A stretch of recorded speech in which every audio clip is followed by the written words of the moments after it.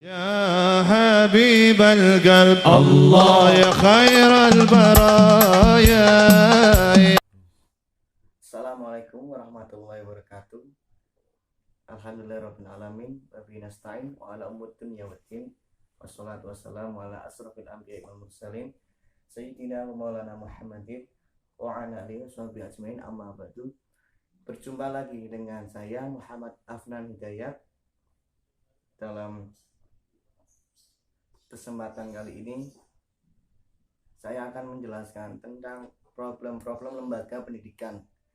Pada video saya sebelumnya menjelaskan beberapa contoh kegiatan pendidikan dan pelatihan hadroh di lembaga yang saya dirikan, yaitu lembaga Asy-Syifa. Nah, maka pada kesempatan kali ini saya akan menjelaskan beberapa kendala dan problem yang dihadapi oleh lembaga yang sedang saya kelola saat ini. Nah, setiap lembaga, baik pendidikan atau lembaga profit, dalam perkembangannya tidak terlepas dari adanya permasalahan dan kekurangan yang ada di dalamnya.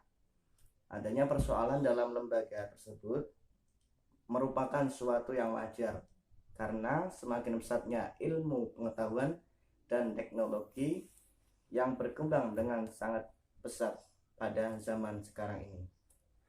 Nah, adapun lembaga Asy-Syifa sampai saat ini terdapat beberapa kendala berkaitan dengan beberapa kendala, yaitu paradigma, etos, etik, dan teknis. Berikut penjelasan mengenai keempat hal tersebut. Yang pertama, paradigma. Nah, berbicara tentang paradigma, itu merupakan suatu hal yang berkaitan dengan arah sebuah lembaga. Arah dan tujuan dalam lembaga itu sangat penting agar orang tua dan masyarakat mengetahui secara pasti mengenai status kelembagaan yang didirikan. Nah, awal mula berdirinya lembaga pelatihan hadroh Asy-Syifa ini, saya berkomitmen menjadikan sebagai wadah bagi para generasi muda yang terampil untuk mengasah minat dan bakat mereka. Selain pengembangan bakat dan minat, terdapat nilai-nilai kebudayaan yang harus ditanamkan sejak dini, seperti sholawatan, agar kita senantiasa mempunyai fondasi iman yang kuat dan menambah kecintaan kita terhadap Nabi Muhammad SAW. Nah, sejauh ini kendala yang paling besar dirasakan adalah kurangnya tekad untuk mengembangkan potensi yang dimiliki oleh masing-masing siswa. Nah, minimnya kemauan para siswa ini menjadikan suatu permasalahan atau problem-problem yang dihadapi pada lembaga pendidikan dan pelatihan hadroh Asy-Syifa ini. Nah, selain itu, dukungan dari pihak orang tua dan dari masyarakat juga belum maksimal. Pemahaman orang tua sampai saat ini juga masih belum maksimal. Nah, untuk itu orang tua bertugas untuk memaksimalkan kesadarannya, serta sebagai orang tua hanya sebatas saat ini masih merasa bahwa tugasnya sebagai orang tua itu hanya sebatas memasukkan dan membiayai anak sekolah sampai lulus tanpa memikirkan masa depan anak-anaknya. Nah, gitu. Kemudian yang kedua, etos. Nah, dalam hal etos, kendala dalam lembaga pendidikan dan pelatihan hadroh Asy-Syifa ini juga terdapat problem-problem. Nah, yaitu salah satu problemnya sulitnya melakukan koordinasi dengan masyarakat sekitar, khususnya para orang tua dan masyarakat, untuk bersama-sama mendukung dan memikirkan pendidikan anak serta mengasah minat dan bakat anak-anak agar dapat berkembang dengan baik dengan adanya wadah, yaitu di lembaga pendidikan dan pelatihan hadroh Asy-Syifa ini.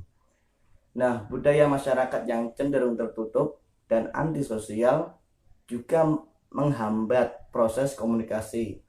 Nah, selain itu juga masih kurangnya para guru dan vendor yang mengajar di dalam lembaga pendidikan dan pelatihan Hadroh Ashifa juga menghambat hal tersebut. Kemudian yang ketiga yaitu etika. Nah, secara umum iklim sosial peserta didik di lembaga pelatihan dan pendidikan Hadroh Ashifa ini sudah cukup baik, karena pada dasarnya lembaga Ashifa ini sudah diberikan pembekalan yang baik berdasarkan konsep Islam yang sesuai dengan budaya yang berkembang, yaitu seperti adanya sholawatan dan yang berbau dengan kebudayaan Arab. Nah, kemudian yang menjadi problem berikutnya yaitu etika peserta didik yang baru. Nah, perlu diketahui peserta didik yang baru itu harus digembleng untuk beretika sopan dan baik terhadap atasan atau terhadap senior-seniornya. Nah, permasalahan seperti itu biasanya muncul ketika proses pendaftaran peserta didik baru. Kemudian di samping itu, kurangnya pengawasan dari pihak lembaga dan para pengurus menjadikan perhatian lebih, sehingga dalam beberapa kasus terdapat beberapa peserta didik yang ikut terpengaruh dengan etika yang baru dan sikapnya sama atau sikapnya terpengaruh dengan peserta didik yang baru. Kemudian yang keempat yaitu teknis. Nah, berkaitan dengan teknis, dalam setiap pelaksanaan kegiatan maupun pelatihan terdapat kendala juga, yaitu minimnya sarana dan prasarana serta komponen pendukung dalam kegiatan pelatihan dan pendidikan Hadroh Ashifa ini. Nah, salah satu kendalanya yaitu minimnya sarana dan prasarana, yaitu seperti alat hadroh yang kurang, kemudian tempat di dalam lembaga pendidikan yang saya dirikan tersebut juga masih sangat minim untuk melakukan pelatihan karena kondisi tempat yang terbatas.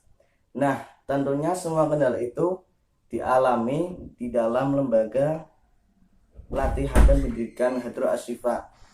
Nah, hal ini berbanding terbalik dengan kebutuhan yang diperlukan setiap bulannya.